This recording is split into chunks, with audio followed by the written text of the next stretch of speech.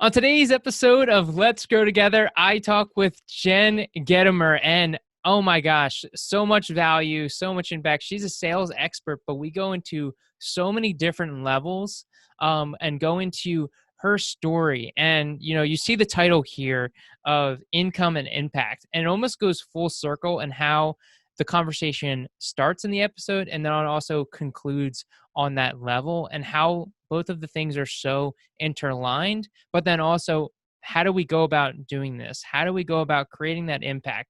Are you showing up? Are there things holding you back? What questions can you be asking yourself? We go through all of these things, and it's just such a powerful episode that I know you're going to love. So let's dive in. But first, the intro. Welcome to Let's Grow Together. My name is Nick Monotatibus, motivational speaker and digital marketing strategist. And this podcast is all about helping you grow both in life and business. Let's dive in. We are back, and I am excited, as I always am, because I get to talk with the most amazing people. And, this particular individual is no different. And so I am so excited to welcome Jen Gitomer. Welcome, welcome, welcome. Thank you. It's a pleasure and honor to be here. I'm excited. Yes, love it. So real quick, just tell us a little bit about, who you are, what you do, and who you serve. Yeah, sure. So I am that person who is obsessed with selling. I freaking love it because of two things. The possibilities that it brings for income and impact. You get to make money and determine how much money you make by your sales, and you get to impact other people. So I have been obsessed with selling since I was literally 5 years old. I started making bracelets, selling them outside the supermarket. Then as I got older, sold Cutco knives. If you ever have had Cutco knives, they're literally the best. And 2 decades later, I will still tell you that because I believe in them. And eventually managed a sales team nationwide, hired a team, was running a sales division of 30 people, and then quit to start my own business and be able to impact more people across the world rather than just my little corner of, my 30 people that I got to hang out with and help every day. And so I teach people how to make more money. I teach high ticket sales. Like if you're selling coaching packages or VIP days or stuff like that, I can help you close them more and better over the phone and easily and all that. And I teach people how to launch. So I am obsessed with launching because I realized the change it could make to our business and to the people we were serving. And so I created this launch formula, this exponential launch formula that allows me to help other people with their launches. Amazing. That's so cool. And I do love that you mentioned Cutco. My mom's got a set, swears by them. They need to be sharpened, but they're still like amazing knives. And my old boss was also a Cutco guy. And it's so interesting. Like that's how you got your journey. Also, I love that you mentioned that you started super early, selling bracelets. You have that amazing origin story of starting super young. And one thing I love, I'd love to dive into it a little bit more, is like you mentioned, you were just like, I quit and just, started my own business. So I would love to I hear made that more sound about really that. easy. Like, okay, bye. Let me go start my own business now. It was not like that. I wanted to quit. So I was with this company, Fortune 500 company, for over 6 years. And it took me about a year from the day I decided that I wanted to quit to the day I actually quit. It was not an easy decision because if you have a secure financial job and you're making good money and it's okay. I mean, I wasn't like the happiest with it, but I was happy what I thought, right? Happy enough. And it wasn't until I got really unhappy and realized that I could just do it better, not what they were doing, but do business for me better on my own, that I mustered up the courage to walk away. And I walked away from a really significant package, and everyone thought I was nuts. Like, what? And I just knew, like, when you have that entrepreneurial fire inside of you, you can't ignore it. I mean, I ignored it for a year, and then finally it was like, just do it. That's amazing. That's so cool. Now, before you quit, was there stuff that you were doing ahead of time to like behind the scenes? Were you like building a website? Were you like building a client base, or was it like quit and then start? Okay, so here's the full story. So I quit, and because I hadn't done any of that stuff, I totally chickened out. And I was like, I'll just go get another job. That's safe. So I got another job for about 3 months, and my boss was just like the boss from hell. I don't even have that job anywhere on my LinkedIn or anything. Like, no one will ever know where it was. And because he was like the most horrific boss you could ever imagine. And it was the universe screaming at me, what are you doing? Go start your own business. And so I flew back. It was Thanksgiving weekend. I was visiting my parents in Florida. Boss calls, tells me to bring the team into work on Thanksgiving. I'm like, actually, you gave us these crazy ass job contracts that were like 15 pages long, and Thanksgiving is one of the days you specifically state we have off. I mean, it was just nuts. And what it was saying to me, and maybe some of your listeners can relate, is that you can do this. Like, you're never going to be that guy. You can do this. You can treat people well. You can make a difference. Just go for it. And so I flew to New York City that day, went straight from the airport to quit, gave my notice or whatever. And then that afternoon, I had like filled out the LLC paperwork and started my own thing. Amazing. That is so cool. I can't believe he was calling to work on Thanksgiving. What could have been so important? Nothing. To make cold calls, by the way. He wanted us to make cold calls on Thanksgiving. Ironic. No. I'm like, no one wants to receive these calls today. Everyone's busy with their families. Oh my gosh. Yeah. That's amazing because again, you're getting that screamed. You got slapped in the face on like, this is what happens when you're not following what I'm trying to tell you. A year goes by. I'm like, oh, maybe I'll leave. Maybe it won't. Dip the toe in the water, out, in, out. And then I quit thinking I'm going to start my own thing. I'm like, that's too scary. Let me just go get this job. And then I'm like, nah, no, I need to start. And that was like 7 years ago. So my business has really evolved a lot since then, but it's been a journey. Yeah. And so I would love to kind of elaborate on that a little bit more, in that feeling where you were like, I need to do this. And you were like that intuition that's happening. And obviously you were fighting it to, in the beginning. And I'm wondering if there's particular instances where this has happened again and you've kind of been more open to like the universe screaming at you. Has more things like this happen? So in the past year or so, maybe 2 years, I have dug deep into personal development, where now, like at the time, I didn't even realize that my intuition was talking to me. Like that voice, I wasn't connected to her. And so now when she speaks to me, I hear it and I try to listen because every time you don't listen, you will keep getting the same lesson.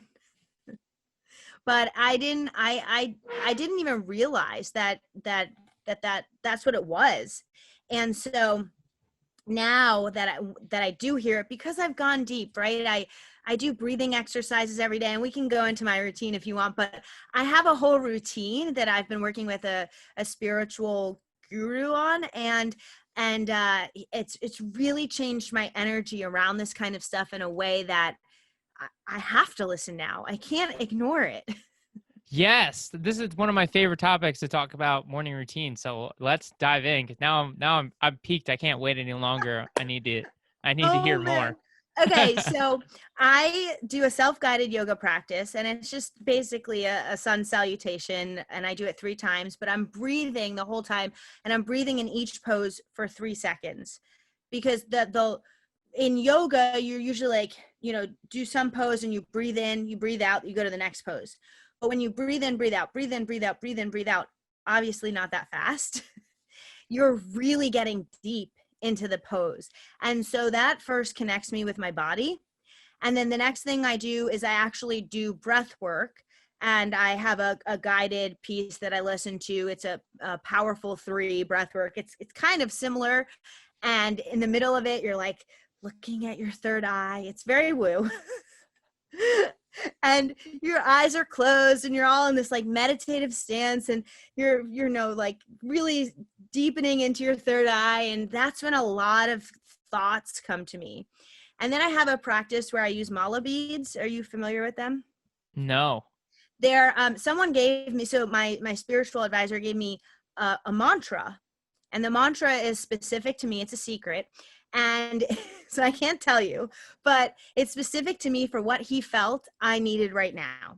And it can change, but when you're given your mantra, you accept it, and it's freaking rad. And so I repeat that mantra. I go around these beads 108 times, and then I go back around 108 times. And it's just 2 words. So it's just short, you keep. Okay. So I say that every morning. I know this is like crazy. And, and then right after that, I journal. And the thoughts that come out when you've done all that prep work before the journaling, now your mind is free to just free flow. And the flow that comes out, and it's your intuition that's actually like pouring out of you.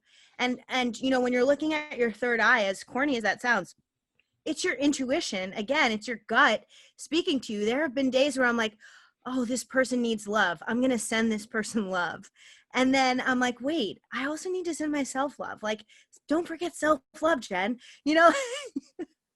I've never by the way, this is such a good question because I've never talked about this on a podcast. But yeah, so I go really deep in the morning to connect with myself and to connect with my body, my mind, and my thoughts, and get them out. Because if they're stuck in your head, you're not listening to them.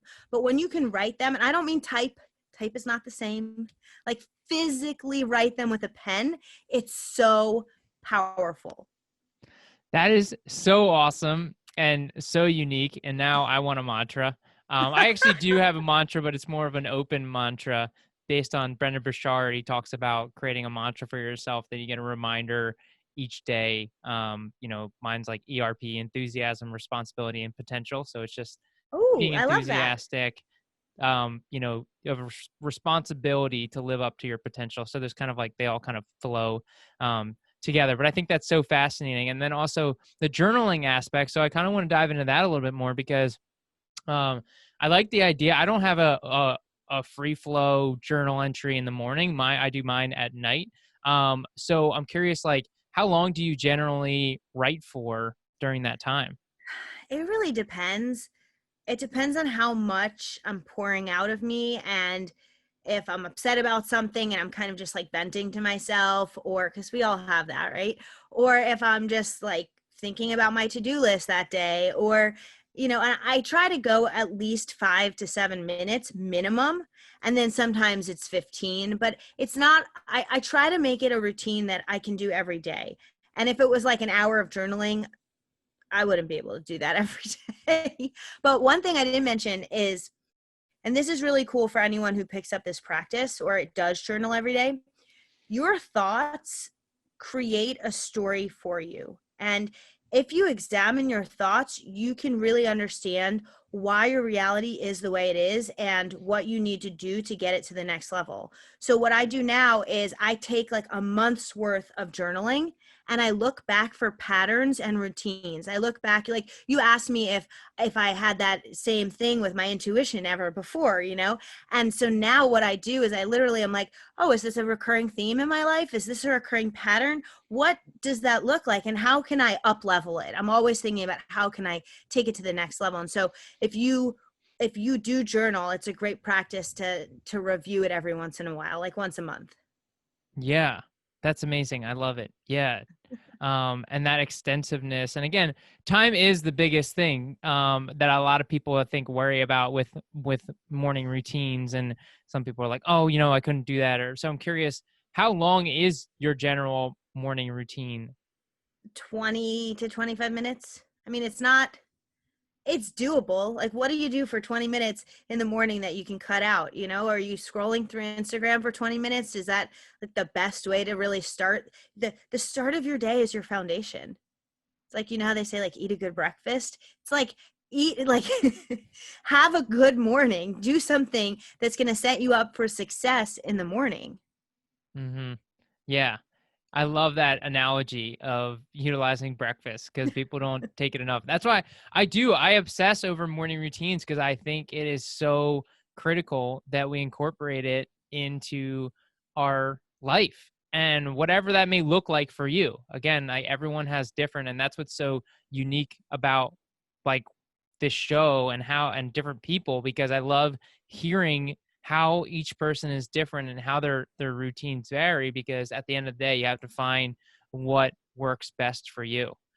um Yeah, and I think that also if you set an intention for why you want to do a morning routine, like a lot of people are like, oh, well, I'm going to do a morning routine because that's what successful people do.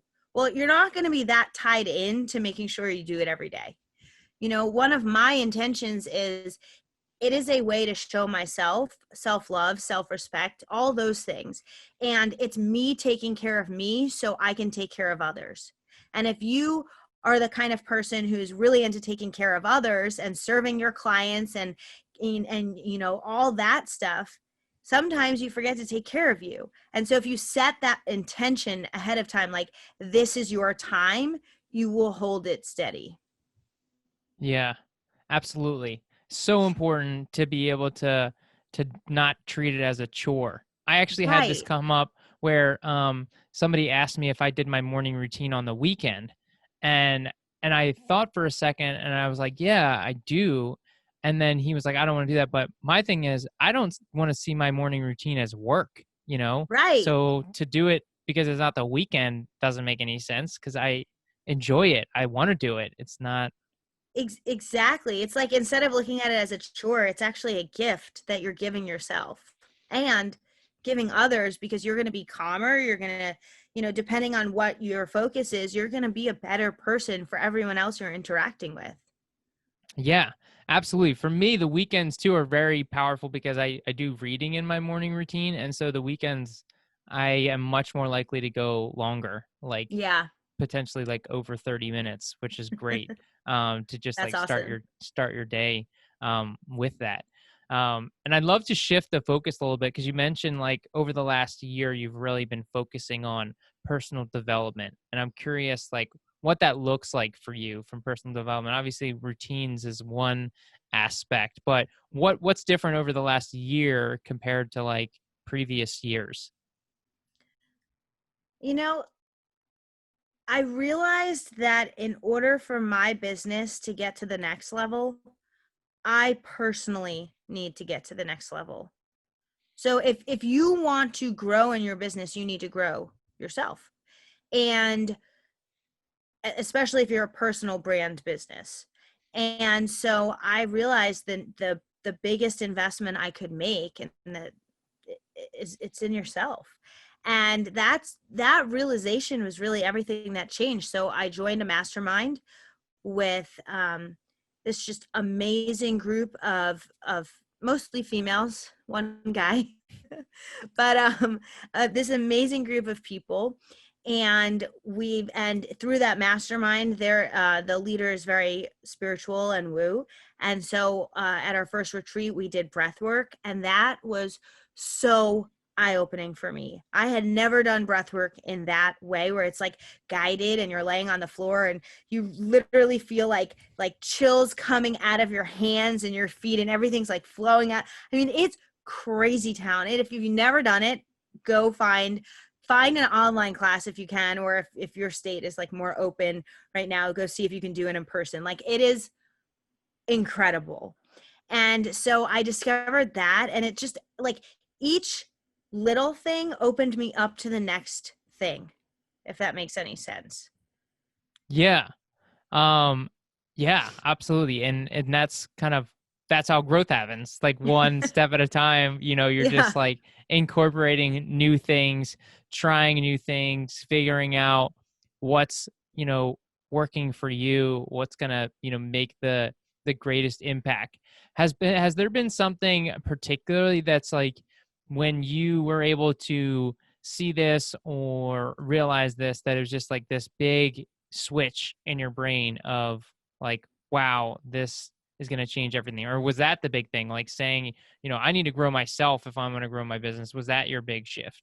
I think that was the big perspective shift, to be honest. It was like, okay, so I'm okay where I'm at, but if I'm going to really take my business to the next level, and I had kind of put it aside for a little bit, but if I'm going to really grow this thing and help the people I want to help and make that kind of impact and money, then I need to like invest in me, and I just that was the game changer for me for sure.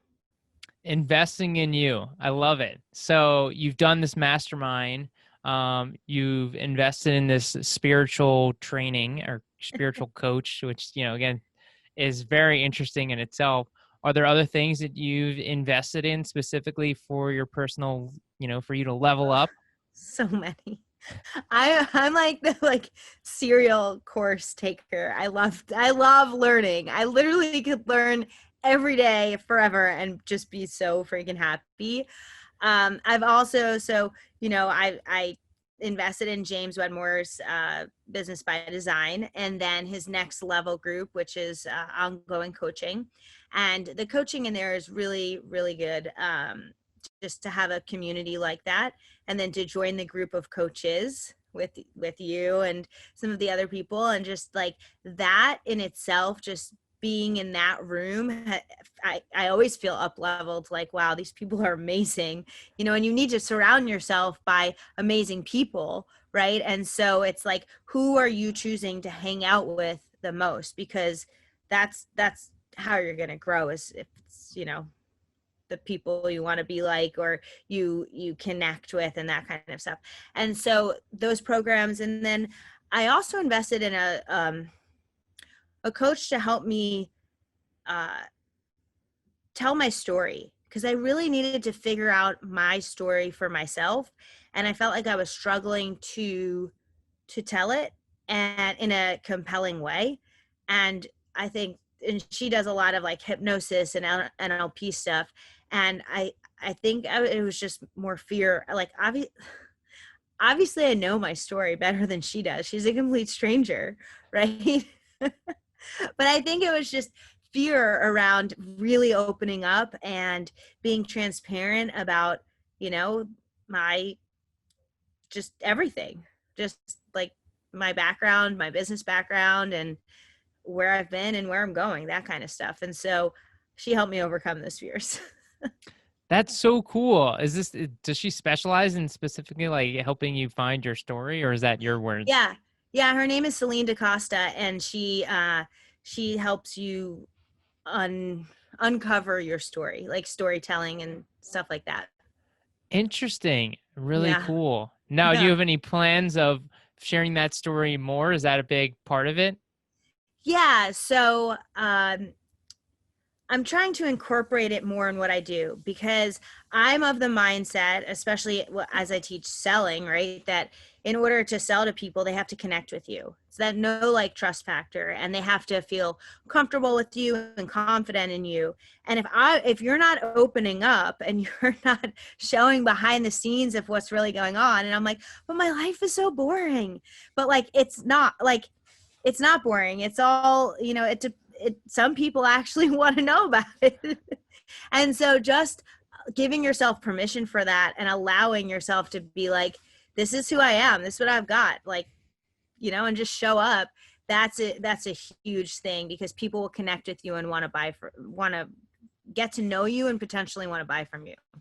Absolutely. Yeah. I talk about that all the time, which is why I love video, sharing your story, opening up.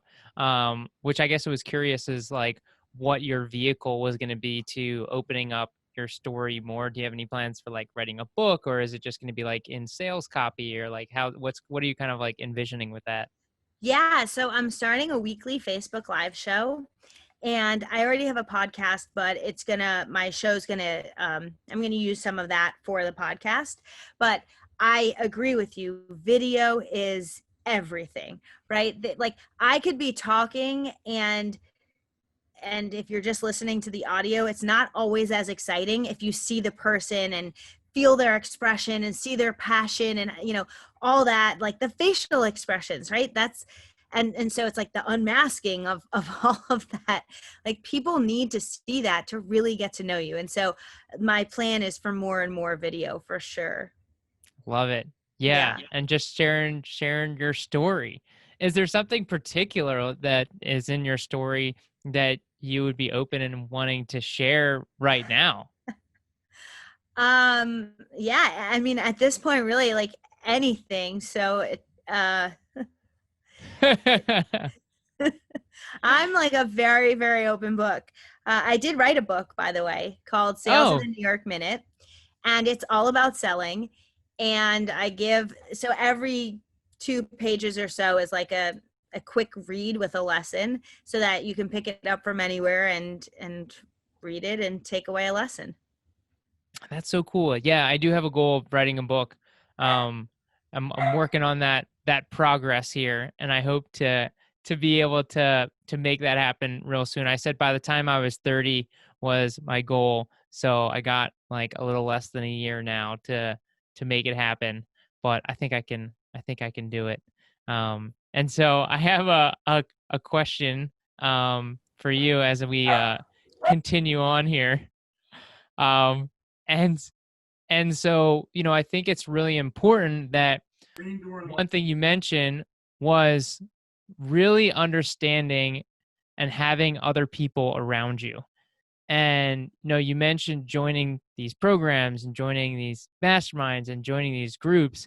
And I'd love for you to kind of elaborate because it is a continuous thing that I hear often, but I think it can be something difficult for people to unravel. And I know I struggled with it for a little bit of how we're able to incorporate new people into our life and what that means for other people that we may be letting go and kind of your journey through that. Yes. So, wow, that question is packed. By the way, if you heard my dogs barking, they were really excited about you writing a book. So just FYI, they were super stoked, and I can't wait to read it. In terms of, so that's hard because I'm an introvert, and most people who meet me think I'm an extrovert, but really I am a total introvert. As soon as any networking event or meeting or whatever is over, I will go home and be like, oh, that was fun, but so exhausting. Like it takes everything out of me. And so, especially like that's in person. Online, it's almost harder to make those connections unless you're fully showing up, unless you're really giving it your all and making an effort, or else you can be in a group with 100 other people or even 20 other people or 5 other people, and if you don't show up and you're not open and both helpful, like actually giving, maybe not, depending on the situation, maybe giving advice or encouragement or whatever it may be, or coaching, which we know is different. But depending on the situation, showing up and giving what you have, giving from your heart and giving from your soul. And if you can do that, you'll make a connection. Everyone's like, in sales, like, how do I build rapport? But how do I build that relationship? It's like, just be yourself. Just be yourself. Be genuinely interested in the other person. And if you are and you really want to get to know them, then you'll find a way to uncover who they are. And when you're uncovering who they are, guess what's going to happen? You're going to find things you have in common. I was talking to someone, I think it was yesterday, and she's like, so where do you live? We were on a Zoom call because I wanted to hire her for help with something. And she's like, and I'm like, Charlotte. She goes, oh, I live in Concord. Concord is like 20 minutes away from me. Okay. She's like, where did you grow up? I'm like, well, she's like, I saw on your website, New York. And I'm like, yeah. She goes, I grew up in Bayside, Queens. And I'm like, oh, my mom grew up in Bayside, Queens. Like, if you she genuinely wanted to get to know me and, started asking me questions. And that's how you build those connections. That's how you build that deep relationship that could turn into long-term everything, long-term friendships, long-term clients, long-term referrals, like all the things, right? And so I think it's really just a matter of showing up. And it sounds so easy, But when you're in this online space, it can be intimidating and it can be hard. And I think that if you show up with good intention, most people are going to see that and they're going to honor it and respect it and be just happy to get to know you, because no one's like, oh, I have too many connections, I'm out. Oh, like, no one does that, right? I mean, I've not met anyone who does that. Like most people are like, oh, a new person, who is she, who is he? I want to get to know them, I want to learn more about who they are. And can we do things together, can we go on podcasts together, can we, those kind of things. Yeah, I couldn't agree more. And I think with social media, it makes it so easy for us to connect with people, connect with new people. And I always see like some people make this mistake in that they connect, but they're just like basically trying to sell me something and not doing it Oh, with that intention of just being like getting to know me and like asking questions and like actually looking into it. It can make such a huge difference. And I have a question for you in regards to showing up. And if you had any and advice and insight for helping someone to show up more. yeah. So I struggled with this a lot because the beginning of my business, I was showing up in person, which, even though introvert me, that was difficult. I was showing up to networking meetings and getting introductions and all that. It was doable because I was confident in what I was offering. Online, where I couldn't see the other people, I felt this big disconnect. Like, when you go on a live video, who are you showing up for? And you just have to trust that your audience is going to find you. You just have to trust that one person is going to say, oh, wait, that's for me. Let me tell my other friend, she should follow Nick too. Okay, let me tell my other friend, they should all follow Nick, and that word of mouth will happen, and you just have to trust it. And so my advice would be just show up and be yourself. And if you don't show up, think about your gift that you're holding back from the world. Like, so for me, I wasn't showing up as much as I wanted to, and I had just a lot of I just wasn't confident in what I had to offer. I kept comparing myself to my husband, who quite honestly is like this superstar sales trainer, instructor, writer, author, all the things. And I was like, who am I? Like, who am I to teach the same stuff, even though I had been teaching it before I met him?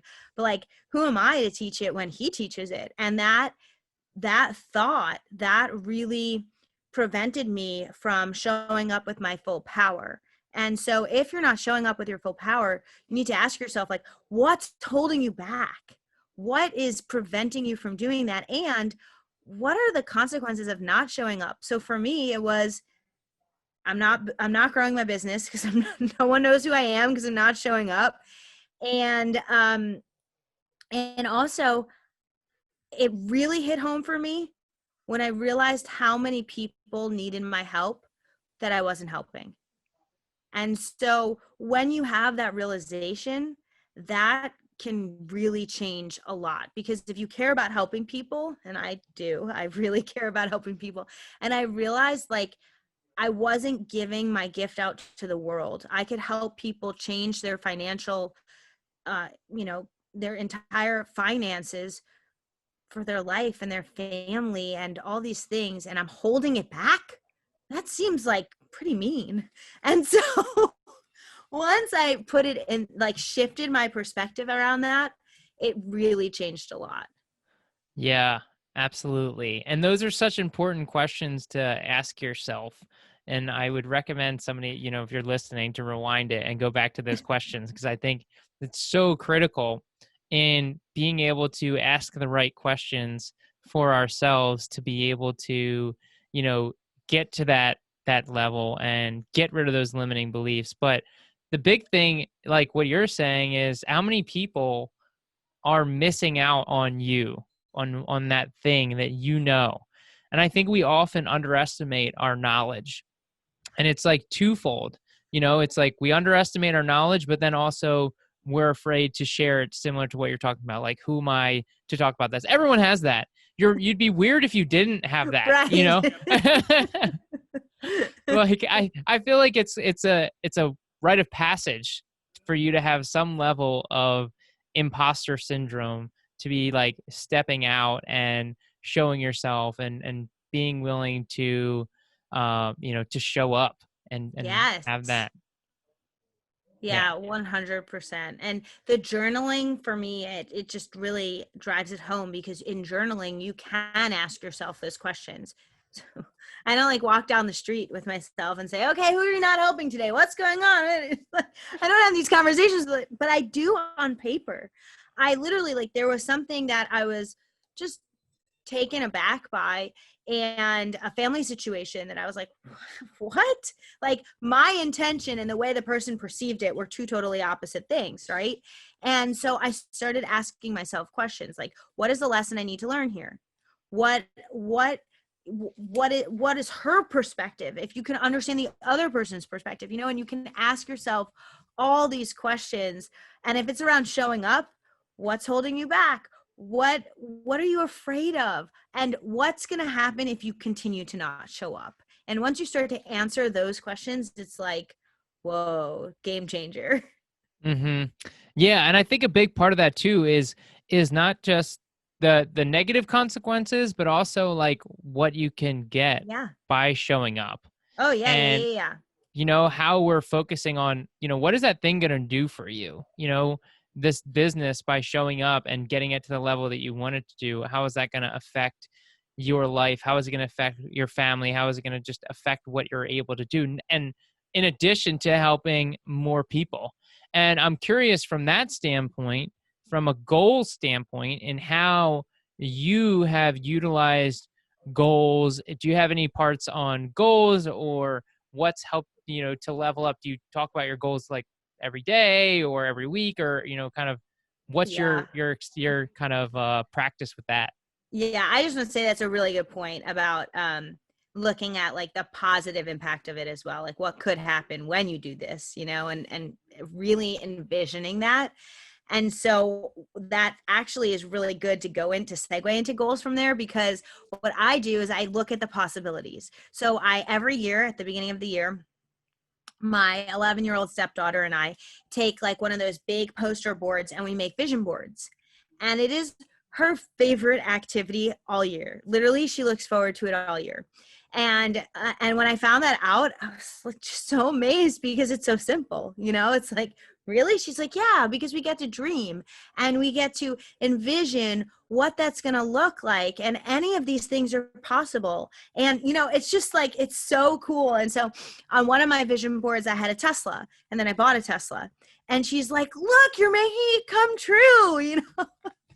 And so I think vision boards and seeing your goals, a visual way to see your goals every day, is super important. So, and I'm not necessarily home every day.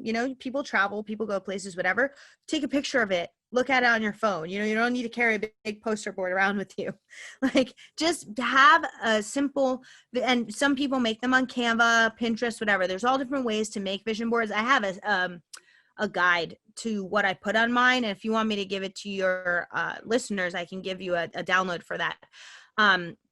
It's like, I've literally outlined every different theme that I believe should go on a vision board, and then you get to fill it in and do the work, and then make the board. It's pretty cool, and I have a whole video that goes with it.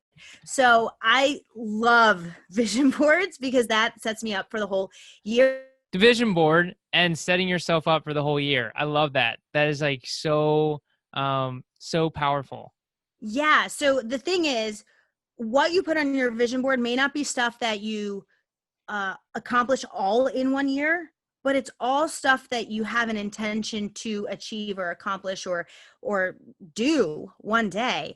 And so it's just very powerful to be able to look at that. And then what I do is I'm kind of crazy with goal setting. Like, I look at what I have going on that month and how much commitments I have, because I run my own business, but I also run my husband's business. So I have to be very mindful of what we have going on in his business, and it, so that I'm not like overwhelming myself. And so I look at what I have going on, how much time off I want, what I want my schedule to look like, and be just fun for me. And then I base my goals around what I can do. So I know if I'm working 2 to 3 hours a day on my business, and I have 20 days this month to do that, what does that work look like? What can I achieve? What are my goals? And then I'll plan out launches and plan things from there. And so it's really about what I can do. Like, I just set this crazy goal out of nowhere. I woke up and I was like, I'm going to make 50K in 30 days. And I don't have like evidence of doing that last month or the month before ever in my business. So, or ever, keywords, right? And so I just like was like, it's time. I'm going to do that. And so now I'm on this journey to do that, and I'm tracking what I'm bringing in and figuring out how I'm going to get there. But it's interesting because I hadn't taken my thoughts to that level of, okay, if that's my goal, how do I get there? And so often we figure out like what we need versus if we were to dream, how could we make that dream a reality? Yeah. And so for you with the big dreams too. So obviously, like, 50K, that's awesome. You've never done that before. So is that a big part of this in your goals, is like setting a big goal? Or do you have like smaller goals, or how does that fit into how you set your goals? So yeah, I mean, well, what I thought about was how many people would I be impacting? And this is the thing I used to do when I was training my salespeople, because they were all former educators, and we sold education products to teachers and to and that would help students. And so they weren't salespeople, right? Or really entrepreneurs. And so I would have them think about, how many kids were you impacting in the classroom? Okay, 20 to 30 kids. How many kids do you want to impact this month? How many kids do you want to impact this year? And once you bring that level of focus into it, it changes the game, because it's not about, I mean, for some people it is only about the money, but to me, it's not. It's about being able to be financially secure and be able to afford the things I want and contribute to the charities that I want to contribute to and that kind of stuff. But then also being able to impact a ton of people. And so when I'm setting goals, I really think about, okay, so for the 50K in 30 days thing, I thought about, okay, I can impact 25 people by offering them my 2-day workshop on how to make more high ticket sales, and five additional ones. I'm just dreaming this, right? But 5 additional ones will attend my workshop and buy my bundle where they get VIP support from me.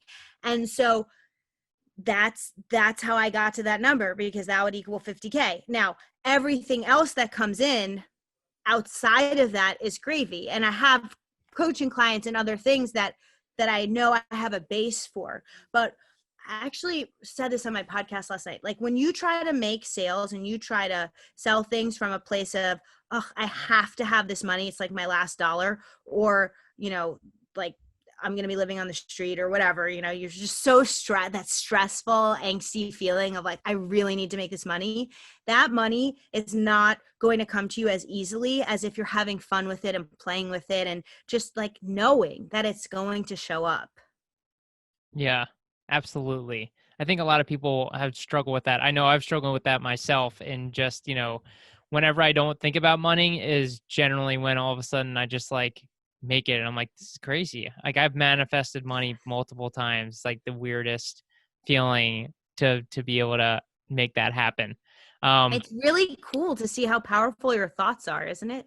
Yeah, it's incredible. And I love I want to switch back to the vision board a little bit, because I think it's so cool. And I have 2 vision boards that I've created. They were actually created when I worked for my previous job. But a lot of it was like building the freedom, and like one thing even says like something about living on a beach or something, and now I'm moving to San Diego. So again, Oh my I God. believe it. I believe it. It's like so powerful, and you don't even realize, I think, how powerful it is until you've actually done it. Yeah. Where the things start to happen. So you can't even judge the vision board until you make one to then see if it works or not.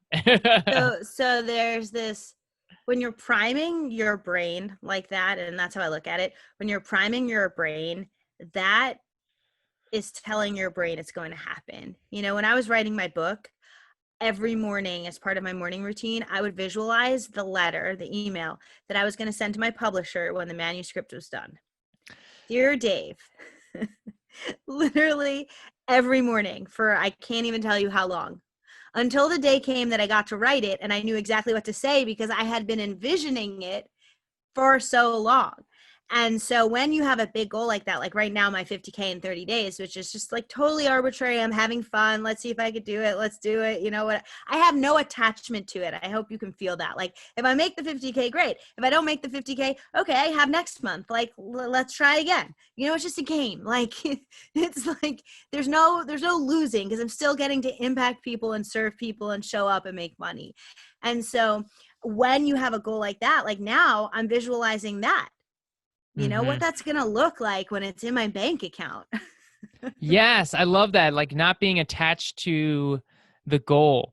And one thing you mentioned that I think is really awesome and really important is you talked about like the actual visualization of like doing that visualization and doing that as part of your practice. So when it comes to your visualization, because I actually do visualizations also, I think it's like super powerful. It's huge, And isn't it? I would love to know kind of more of that process and how you visualize, and how that kind of almost, I guess, how that ties into your vision board also, if there's like differences in how Yeah. that incorporates. Yeah. So the vision board is just something I keep up in my office and I see it subconsciously multiple times a day. And if I'm not at home, I try to at least look at it on my phone, but it's conscious, which is, you know, just totally different when like you're purposely doing it. The subconscious part I think is huge because it's just like molding in your brain, you know, like it's just like filtering them in there. The visualization thing I started after reading Hal Elrod's book, The Miracle Morning. Have you ever read that? I You're about to have. hold it up. Yeah, I do So, savers every day. oh my God. Okay. So we Yeah. interviewed Hal on our podcast and and he's amazing. And after the interview or during the interview, I was like, I'm going to try this for 30 days. And I did it for 30 days straight. I love savers. It was awesome. And that's when I was doing the visualization every day. And after that, after the 30 days that I had committed to, I tweaked it and it's eventually evolved into what I described earlier. But whenever I have, what I didn't talk about was whenever I have a big goal in mind that I'm really trying to achieve, I just sit there and visualization from the Miracle Morning, by the way, was the hardest thing for me, the hardest part of all of savers, because I didn't know how to do it. Like I wasn't taught it in school. I didn't grow up doing it. There was no app for that. Like maybe there is, but I didn't know what it was. And so I would just sit there, close my eyes and picture it. That's all I don't know if I was doing it right or wrong. It worked. I wrote the book, but you know, and so when I'm doing visualization, it's just sometimes it's for a minute. I set a timer, it's 1 minute, and I don't have to think about how long I'm sitting there for. And I just sit there and close my eyes and visualize it. That's, I mean, I don't know if I'm simplifying it too much or oversimplifying it, but that's what's Yeah, worked for no, me. I think it can go both ways because I've done both parts of it, from a visualization standpoint. I've had like more long-term goal visualizations where, I'm coming out onto a stage with like just thousands of people and just like you can't see faces. It's all dark. There's lights coming down, so I have this like massive visualization. But then I've also had other ones that are more focused on like what my life would look like living by the beach and like now it's, again, and mentioning it again as it's coming forward. Because again, when you think about it every day, I mean, I wrote every single day as my goal was live by the beach, like live on the beach. And now I'm going to be blocks from the beach. Wow. Um, so That again, is it is so cool. it's years. I mean, this has been 2 years. So like, again, people think like, oh yeah, you should just similar to what you were talking about, like a year of wanting to quit your job. And it's like, yeah, I've wanted to move to San Diego for 2 years. It was like back and forth for 1 year. And then it's been a full year since I was like, I'm moving. And I just kind of like been my lease needed to end, and COVID happened, so things got pushed back a little bit. But at the end of the day, it's happening, and I think it's the power of visualization is underrated. And that was actually the last one that I incorporated as well. Oh, wow. I skipped over that one a little bit too, and I was like, let me try this. Like, let me just Yes, see where exactly. this goes. Let's And see it's if like, it works. yeah, it's amazing, like, where that can go. And this has been so awesome. I mean, do you have such a cool, remarkable, story to go from where you are, and you're just you're Oh, growing too, and it's amazing to see. So grateful to have you on the show. And I do have a few a few quick questions. You mentioned the Miracle Morning, which I've mentioned, and it's so funny to hear multiple books be referenced multiple times. And I think that's like so impactful, of like, hey, if you're hearing the same book over and over again, maybe you should check it out. Um, yes. but I was wondering if you had any other books that were super influential and impactful, like one that you're just like, this is a must. Like, I recommend this to Yeah. everyone. So I'm going to give you three. That's so funny. That's so funny because I asked for one and so many people give me three, which I love. It's totally cool to give me three. I love it. Okay. So there's a book called Dollars Flow Easily to Me. Have you read it? I've heard of it, but I have not You read have it. to read it. Okay. It's a skinny book. I find it so impactful that I actually reread it almost every month. And every single month, and you can read it in an hour. I mean, it's short, but every single month when I read it, I find something new, or I'm in a newer place, and I have a different and more improved foundation, and I pick something else up. And so that's why I keep rereading it, because I'm like, where did that come from? How did I miss that the first time? What? And so if that's happening with a book and it's such an easy, fun read, like, you got to keep reading it. So Dollars Flow Easily to Me, that's a great one. I'm a really big fan of Napoleon Hill. So, like, Hmm. Think and Grow Rich and Truthful Living. Truthful Living is actually his original work that came out before Think and Grow Rich. And my husband had the honor of annotating the book and working with the Napoleon Hill Foundation to explain what Hill would be, because he's a Napoleon Hill expert. So, to explain what Napoleon Hill would have meant in modern day.